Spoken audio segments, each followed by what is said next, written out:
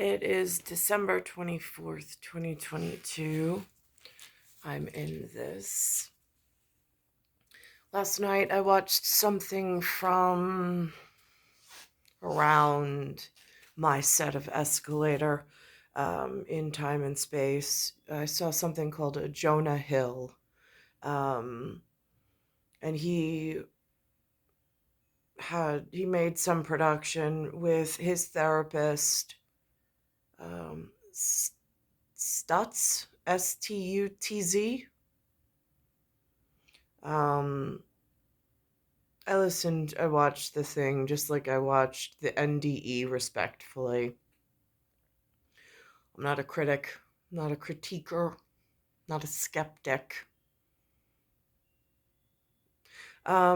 This week on Zoom, for which I just discovered, there was a call from the church, uh, and the local church, and there was this presentation by I don't know if again, I don't have the vocabulary for this. So, like, I don't know, in this church, do you call it a clergyman? Like, I don't know what the expectations of clergymen are, but they objectified for me in visual, like, servitude. Like, they served me some visual representations of what the Vatican, the papal see, some of the historical references, because he said he was papal educated or scholared. Again, I don't know the correct. I don't want to disrupt their consciousness and accidentally insult someone. So, but I've only been kept in a series of rooms, and the amount of information that has been easily obtainable has been very difficult, especially considering my position from star timing. Again, granddaughter of August. I had my aunt, Judy, who was my August mother, and now I'm here. And now I have an extra special within the house of August birth.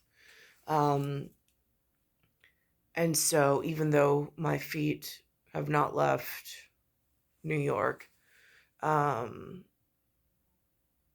and it's again, they objectified and they put forth this visual reference to something I had never seen before, which is this orb and scepter. They also used the name Anthony with Octavia. Again, significance on my side of the family branch, and Augustus, as far as Caesars go, within that collective consciousness. I'm sitting here and I'm watching, as a child who should have known of these things, that there's a scepter somewhere and there's an orb and its spatial relation and its calculus importance in my arrival. But somehow in this area, the popular kids and the elections of popular kids that have this appearance, but nobody knows why or how or what the purpose is in any logical format, because it's not in the House of August and it's not calculatable by not only human means, but by advanced programs for life on this planet. And how does the timing of the stars interact and affect every essence of natural life, natural and the unforeseen. So I'm watching now this morning, this CBS Saturday morning. They have on this commercial. It's for a watch company. It references Napoleon. It then goes into it has a name I've never heard of, and then it goes into a symbolic, I think it's a 1775, which now for me, I've learned that that's what they call they have a flag here, a white flag with the 1775 as some kind of army that I've never met. Um, so, however, they organized. Then it goes into, now I'm at 43rd at the moment. I'm in an inverse. They have this movie that came out in 1946 called Miracle on 34th Street. So it's the inverse relationship to 4-3, it's 3-4. So Miracle on 34th, the American kids came out with this before I got here, grandparents' age, as far as Earthlings go. And it has reference to a Swiss watch, and several other really important allotments, things that are aware. Then, the beginning of this particular episode of Saturday Morning, they have a reference to National Lampoon's version of A Christmas Story, where there's the neighbor Eddie who's drinking a beer and has some kind of, I don't know what, going all over the front lawn. And there's the two neighbors in the house by their Christmas tree, just huddling by the window in their, what looks like homeless shelter clothing. And one being a sports jersey and the other one being nightwear. Um, and so that image comes up again. I have a godfather, Eddie, somewhere. So, it says it on the baptismal certificate, just so the John and the Lou are on the same family page. So, at WC Water Closet, let's think. So there's that. And then it goes into, this American history reference, something about Ulysses and Robert, I guess you could say Grant and Lee, and whatever's going on there. And there's some, they need to correct the historical record because something happened. One of the humans that got into some form of governance that I've never, like, I mean, again, I've heard that they exist. What they do in their actually daily effects, I have no idea. But he worked for a while in order to get this historical reference fixed. Timing is everything, isn't it? So this is what it looks like from couch potato perspective. Like, this is what, for me, the cosmic gears. I mean, again, is it gears of war or is it gears of life? Kind of playing out against one another, and they need to move in their own synchronous manner in order to get just the right timing piece in order to have what needs to be done to keep whatever. Lastly, they have on this morning this gigantic gambling thing that the sports kids put together with the new technology in their hands, which poses all sorts of stuff, but nothing I want to comment on.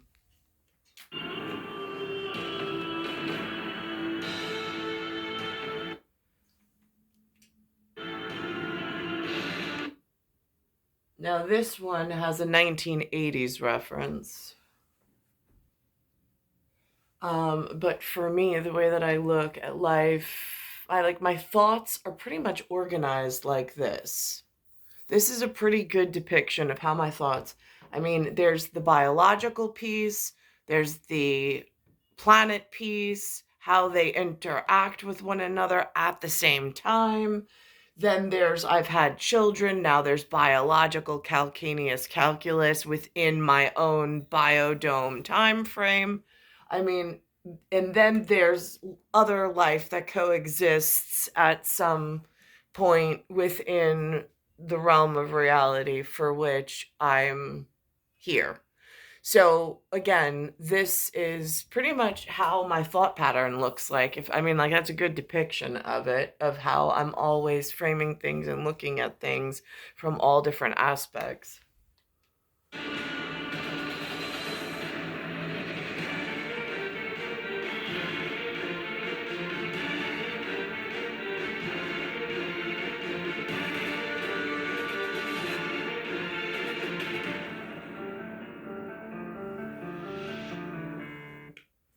Now here, depuis, depuis, depuis, je ne sais pas. Manfredi, New Canaan.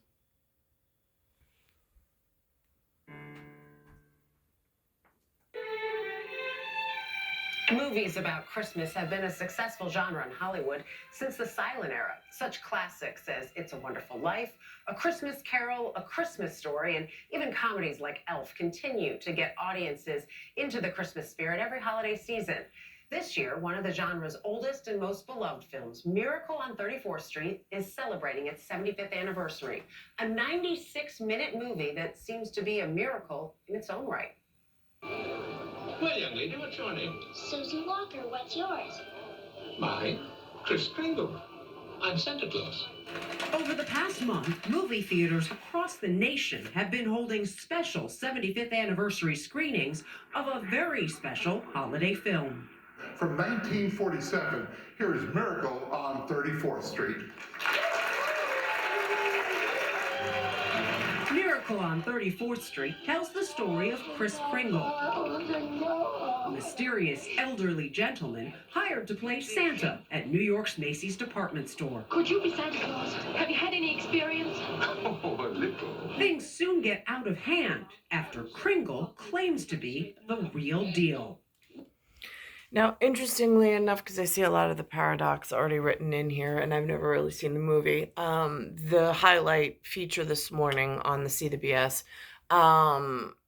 almost like essentially telling on itself of what they did while I've been held in these series of rooms, for I don't know what reason. It poses this woman, this respectful woman, as a divorcee. Now, and which was unheard of in like the 1940s. But it is reminiscent of meeting someone in the field that I did, where I was dressed and helping them with a real estate transaction. Again, it's just a respectful interaction. Just, I suppose, as a reference, if one even need be. Would you please tell her that you're not really Santa Claus? Well, I'm sorry to disagree with you, Mrs. Walker, but not only is there such a person, but here I am to prove it. The cast included British character actor Edmund Gwenn as Kringle, and 8-year-old Natalie Wood as the girl who believes him, and Maureen O'Hara as the girl's mother, the Macy's Thanksgiving Parade director, and a divorced single mom. Highly unusual in films of the time. I think you've taken up enough of this gentleman's time now. Come along, dear. Film historian Scott Iman is the author of... And in this area, with the way that the neighborhood's gone, being divorced is such a high probability. It's over 50%. Over 50% of marriages end in divorce in this modern area. Of 20th Century Fox, Daryl F. Zanuck, and the creation of the modern film studio. Well, in every generation, there are what I call these little movies that could. The movies that nothing was expected of. They didn't have big stars. They weren't particularly expensive. There wasn't a huge amount of publicity push for them. I intend to prove that Mr. Kringle is Santa Claus. Somehow or another, everything connects. And Miracle on 34th Street is one of the... Is that kind of like the modern or the old time version of I intend to prove that God does exist? They're human-ish. There's a special formula for figuring out if they're real or not. and they're in the field currently and not being treated so well. One of those little movies that could. This is a really good movie that holds up really, really well. I met film critic and ScreenCrush.com editor-in-chief Matt Singer at New Jersey's Barrymore Film Center to talk about the movie and watch it again on the big screen. Definitely not on a soundstage. No, that is New York. And I know if you look carefully in one shot, you can see he's on East 61st Street. That first moment you see him, that is Santa. It is Santa. That is I know. Santa Claus. And what's nice too is he's not wearing the suit. Right. He is Santa in a black hat and a black overcoat. Right. He just exudes Santa. You're making a rather serious mistake. You've got Cupid where Vixen should be. The original concept for the movie came from writer Valentine Davies, who thought up the story while doing some last-minute Christmas shopping in 1944. Davies pitched the idea to writer-director George Seaton, who wrote the screenplay. And a legendary studio boss became its biggest backer. It was a low-budget picture, comparatively, for a major studio, and nothing particular was expected of it, but Daryl Zanuck, who ran 20th Century Fox like a Swiss watch. 20th Century Fox like a Swiss watch. Oh. Right. Is that a papal reference? I'm just curious. Believed in the script, he believed in the story. The studio began filming in New York on Thanksgiving Day in 1946. And this was really shot at the parade. Edmund Gwynn was the Santa Claus up. Because I'm pretty sure if you ask my mom, she'd think you were talking about a wristwatch. Like, automatically. I don't know. It's just at, like, feeling like The Walking Dead at the moment. In, like, that was a thing that they made very popular on the TV. Which, again, I don't know if that's showing their abrasiveness. But here we are at 12 tribes are fighting for Dad's attention. And the mother of the cosmos with the special child, who people know exists, are here. And somehow being mistreated. Now, where do they go for help? Of the parade. I mean, this is the stuff I love, where you get to see, look, there's the real 1946 Macy's Thanksgiving Day Parade. Right. You know, you've captured a little moment in time there, which is kind of nice. Part of the movie was actually shot in Macy's New York flagship store, often after hours. Other interiors were shot on a Hollywood soundstage. That's what I want for Christmas. You mean a doll's house like this? No, a real house. And after production wrapped, Daryl Zanuck made one of the most shocking decisions in studio history. He decided to release his Christmas movie in June. They didn't even put it out at Christmas time. It came out in summer. Zanuck didn't think it had to be perceived as a Christmas picture. Wait, hold on. Is that Summer, like if Summer and Beth had a fight on the front lawn on the Dutton Ranch at Yellowstone? Hello, Kevin Costner. Just the front actor for whatever's going on at, like, Paramount. It's just Paramount. Uh-huh. He thought it was more about faith and belief and intangibles than it was about Christmas per se. Dinner's at 3.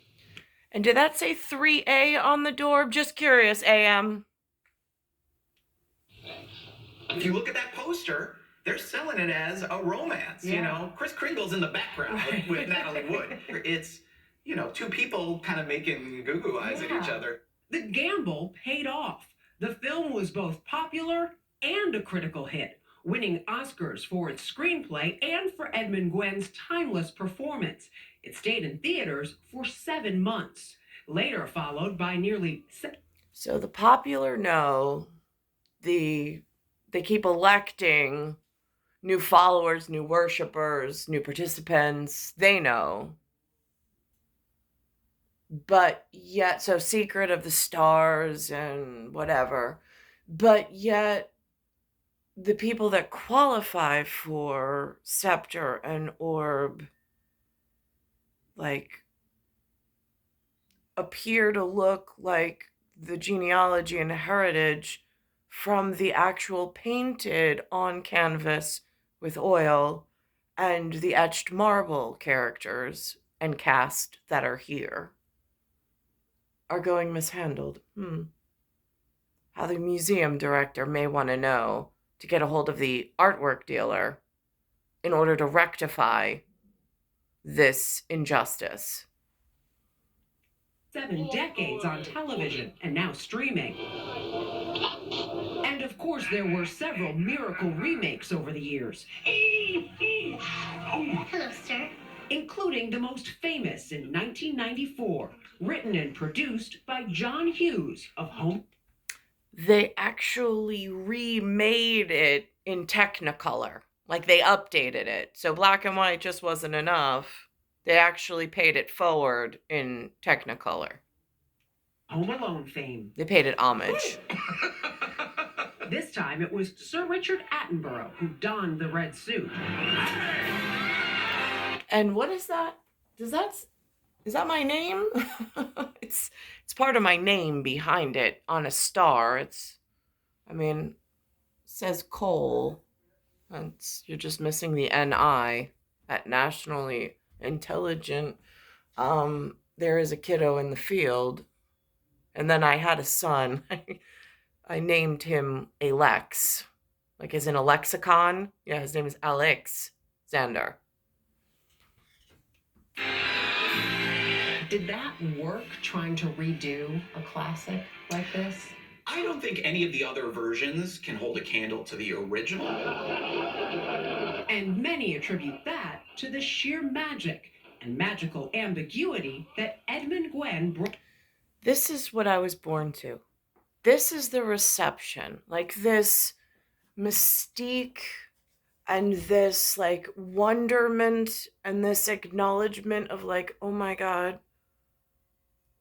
there is a crossover between what happens after we die to new birth and new life on this planet. And there's this like magical warmth and there is innocence that still exists.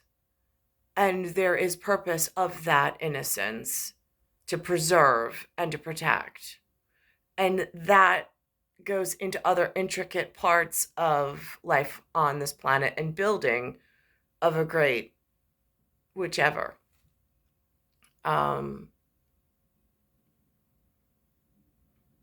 Again, they presented very well at leadership prior to my arrival. It's just the actual putting forth one of Dad's most respectful men in the pole position for gardening and seeding between hummingbirds and flowers that has become a real issue in real life. And then from that stems all the other problems with not being able to have money, not being able to even educate or speak freely to my own children on what's going on. And brought to the role of Kringle. Thank you so much, Your Honor. And a very Merry Christmas to you. He's really great. I mean, Edmund Gwenn is the kind of guy where you look at him and you go, if Santa Claus is real, this is the guy. This is who he is. This is what he looks like. No, he really, truly just seemed to embody everything about him. Right. You look at him and you go, oh, I do believe. I want to believe, right. Which is exactly the quality that he needs to bring for the movie to work. Stop, Uncle Fred! Stop! Stop! And of course, who could forget that classic ending, one of the most beloved in film history. Again, this is a wonderful, sweet, perfect ending. Oh, no, it can't be. It must have been left here by the people that moved out. Maybe. Maybe I didn't do such a wonderful thing after all.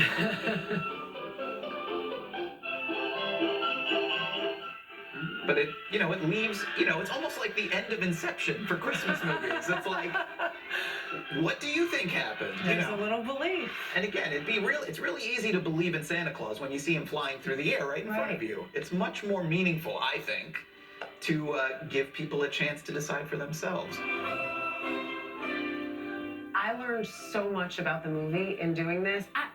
They put it out in June. How crazy is that, right? Think about it. Yeah. I just love movies that make you believe. Yeah. We popped it on yesterday. I was surprised how well it holds up. And it really has something to say about the commercialization of Christmas. It was a more political movie than I remember. But you said your kids were watching. They were into it. Interesting. They were into it. Good job. Thank you. Very interesting. All right. You might think, well, Now, here's the mention about Eddie being the neighbor to the people inside the house who wake up Christmas morning. This was a movie that came out while I was here. I have no idea who was involved or how.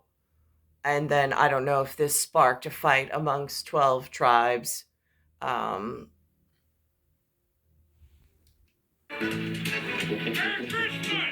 confetti-yard display made to mimic the characters from Christmas Vacation is so good, it prompted a police response. Oh my gosh. Officers arrived to find this, a mannequin in the yard that looked like Cousin Eddie from Christmas Vacation.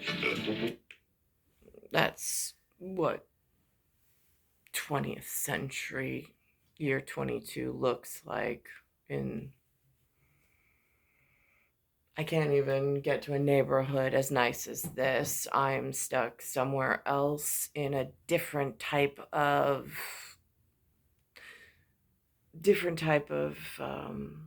mix-up. See what happens when you ask for... Now, while I don't even have my son with me, I can't buy my son's Christmas gifts, and I'm having problems the entire time I'm here. Not so much when I was at the Glen, I felt the most cared for in a very isolated, they withheld human contact I needed that hummingbird flower, like, early relationship that the other star children get to have. That was withheld. But there was at least some semblance of feeling like someone was trying somewhere else. Until a point came where it feels like they weren't even really, I don't know. Were they really genuine about it? Doesn't feel like it, the way that this has transpired. And I'm looking to see, what did they get out of it? Putting some right here on CBS. In addition to watching the games, millions of fans will be betting on them. Sports wagering is now legal in more than 30 states and Washington, D.C., with more states on the way in 2023. Gamblers risk an estimated $1 billion each week of the NFL season, and that's just one sport. Odds makers are taking bets on just about anything with a ball, and as we learned, to the kids that have no homes, have no food, no electricity, or it was knocked out this year, to know that one of the whatevers that are in charge of trying to balance things out, along with more important things, were being held and could have been more useful. This level of existence just seems incredibly perverse, since they are the crowd that is into big-time consumerism. It's like they rob banks for a living. This is what it feels like at this part of the party, and just totally ignoring the side of things that need attention. is becoming intertwined with the games themselves. On a Wednesday afternoon in Pittsburgh, a journeyman catcher stepped to the plate. Strike to Tyler Heineman. But even this low-stakes baseball moment had people betting on what Tyler would do next. he's about 4. This man speaks, and he speaks English. I have no idea. Like, even with the SEC, NASD, and the FINRA and the other, like the education that I sought after I was gravely hurt in the field. I sought out the license and the education to know what the heck the like financier gambling before it even gets to sports level, what their model looked like, which again I obtained the information relatively early in my career. Would have been nice if I could have had like respectful. 4-1 to strike out, 5-1 to hit a single. In FanDuel's New Jersey office, trader Tom Heenan tweaked the odds. Does he call himself a trader? Yeah, because again, it's real hard here, these words they use to self-label, and I'm like, I don't disagree. Being held in a series of rooms and knowing that I have an orb and scepter purpose and special child, and they're essentially doing busy tasks, and in their popular and electorate system, they never seem to get around to doing the right thing. While his boss, Will Twin, looked on. And this is a big part of what we try and do. We want to give a really innovative betting experience for our customers. Leadoff walk. Okay, he walked. Someone had walk. Someone did at 13-1. Oh, that's pretty good. They turned their 100 into 1,300 for a walk. Sports bets used to be placed in Las Vegas before the game started. The odds or point spreads were never discussed during the broadcast. And don't forget to play FanDuel's over-under game. Now, in-game betting made from a phone. What you need to do is download the BetMGM Sportsbook app. Is promoted seeming.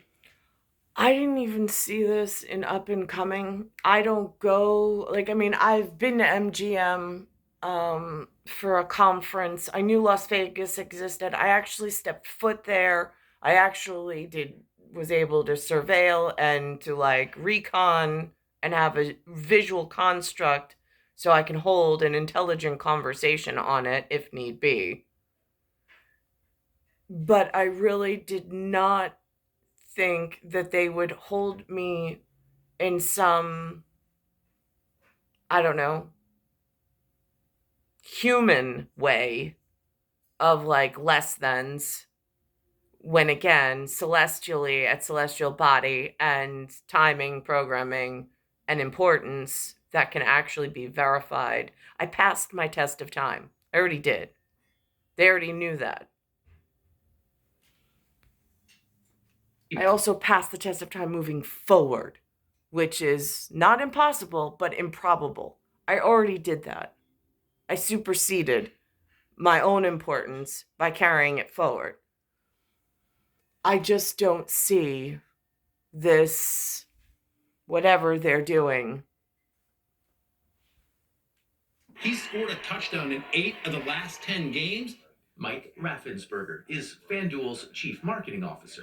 I personally think there may be no more disruptive force in sports than gaming. And you must think that's a good thing. I think it's an excellent thing. And by the way, we're the official sportsbook of the NFL, the NBA, the NHL. We have a long-standing partnership with MLB, the WTA, the PGA. The leagues think so too. It's a remarkable reversal for the leagues. Just 10 years ago, So there's something called leagues. Great. Why are none of them on the same page with what I need? Or why are they all working together to withhold what I need? And how are they still acting in accordance with anything that allows them to exist? Now, I know in one area, there's something called a Bismarck. In another area, there's something called a berserk. There's some bisbietica, some beshirking. There's a whole lot of tussling when it comes for picking flowers in the garden. There's no excuse why one was just left from the House of August and the son of a gun just in the field and completely ignored and bamboozled, and then further totally hurt for multiple years by multiple methods. And still, everybody just looks on like as if it's all right. It's not all right. In this half hour, with an overdue honor for an often overlooked American president and military commander. On Friday, President Biden signed a measure authorizing a record $858 billion for the Pentagon. The National Defense Authorization Act includes pay raises for service members, funding for ships, tanks, and aircraft, and military support for Taiwan and Ukraine. But buried within the legislation is a provision giving Ulysses S. Grant a promotion to the military's highest rank. David Martin explains why it's coming 157 years after the Civil War ended. General Ulysses S. Grant had been consigned to history as the stolid and plodding Union general who defeated the daring and dashing Confederate General Robert E. Lee. Might I also add that on here this morning they have something about Santa, NORAD, and the reindeers. Now, here's the thing. Tia Frio has a sister born in 1978, some useless calendar month. And her name is Nora. So again, I have no idea what you humans think is real or possible, but I'm telling you right now that the Cold War with the Uncle Cold in 1975 and this Nora thing and NORAD thing, they're not justifications for any abuse that I've suffered. No longer. If there's an historic wrong, let's make it right. Senator Sherrod Brown sponsored a provision in the massive defense spending bill that promotes Grant to General of the Armies, a rank held by only two other Americans, George Washington, commander of the Revolutionary Army, and Blackjack Pershing, commander of American forces in World War I. I think it's always good to revisit history and to shine a bright light on those who have done well. Brown could be accused of bias since he's the senator from Ohio, which was Grant's home state. But ask retired General David Petraeus. Grant truly was the man who saved the Union. His actions, more than any other individual in uniform, that ultimately ensured that the North won that war and that the Union was preserved. As America's deadliest war ground on with no end in sight, President Lincoln turned in desperation to Grant, who took command and chased Lee all the way to the courthouse at Appomattox and accepted his surrender. He is arguably the greatest battlefield general in American military history. No other U.S. Army general did what he did, which was to demonstrate true brilliance on the battlefield at every level of warfare. A portrait quite at odds with many of the historical depictions of Grant. He was dismissed as incompetent or corrupt or an alcoholic that couldn't manage his demons and his alcohol. Lincoln, when told that Grant drank, famously responded, "Find out what he drinks, give it to the other generals, at least he fights." The wheel of history has turned, and Grant now stands on a pedestal with only two other Americans, while statues of Robert E. Lee are coming down. For CBS Saturday Morning, this is David Martin at the Pentagon. So that's the compilation that they left me with this morning. Oh, let me get that NORAD thing with these reindeer. The 8 reindeer and NORAD are tracking. That's interesting. Just know that he has a sister named Nora, and she was born in 1978. She's not the House of August at all. She's also not a son of a gun. And it is part of the very real problem of whatever keeps continuously sticking to the bottom of my shoe and then causing more problems, because then they become like disgruntled employees and have attitudes that they never earned. Here we are. Take a look. look live at the NORAD Santa Tracker. There he goes. This site is run by the North American Aerospace Defense Command and follows Santa as he leaves the North Pole and then travels around the world, of course, to deliver presents to all of the children. Now, at the last spotting, we just saw him there, the man with a bag in Japan. Of course, he moves quick and he will make his way to our area. Like, again, I don't know how Area Defense explains their actions that they've already taken and incorporate some of the language with some of the collective consciousness based on birth dates of, yeah, she's a 78. Again, she's a step somewhere. She's just not on the August escalator. I have a repeating event, and I have a brother that stepped on before I got here. Area right around midnight. All right, we'll be watching. Well, the storm caused plenty of local flooding across. It's star 1978, star 8378, Nicole, Cattaruzza. It's Earth, solar system, Milky Way, universe, galaxy is broken. And it's Bayside Station, Bayside, New York, 11361.